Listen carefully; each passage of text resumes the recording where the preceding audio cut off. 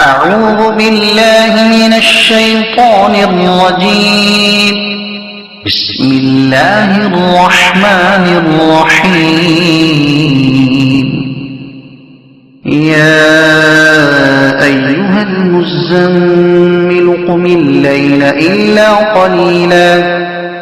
نصفه أو انقص منه قليلا أو زد عليه ورتل القرآن ترتيلا إنا سنلقي عليك قولا ثقيلا إن ناشئة الليل هي أشد وطئا وأقوم قيلا إن لك في النهار سبحا طويلا واذكر اسم ربك وتبتل إليه تبتيلا رب المشرق والمغرب لا إله إلا هو فاتخذه وكيلا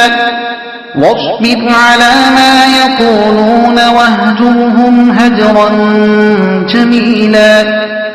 وذرني والمكذبين أولي النعمة ومهلهم قليلا إن لدينا أنكالا وجحيما وطعاما ذا غصة وعذابا أليما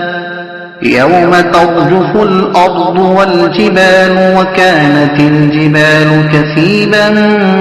مهيلا إنا أرسلنا إليكم رسولا شاهدا عليكم كما أرسلنا إلى فرعون رسولا فعصى فرعون الرسول فأخذناه أخذا وبيلا فكيف تتقون إن كفرتم يوما يجعل الولدان شيبا السماء منفطر به كان وعده مفعولا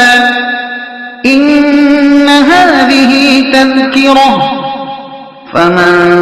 شاء اتخذ إلى ربه سبيلا إن ربك يعلم أنك تقوم أدنى من ثلثي الليل ونصفه وثلثه وطائفة من الذين معك والله يقدر الليل والنهار علم أن لن تحصوه فتاب عليكم فاقرؤوا ما تيسر من القرآن علم أن سيكون منكم مرضى وآخرون يضربون في الأرض يبتغون من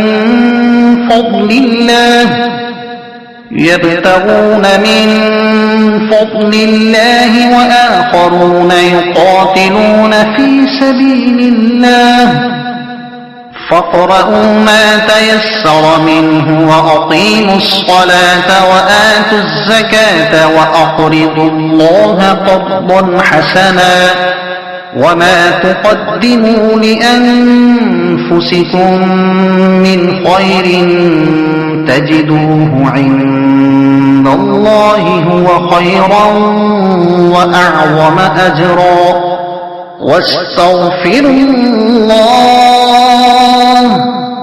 إن الله غفور رحيم صدق الله العظيم.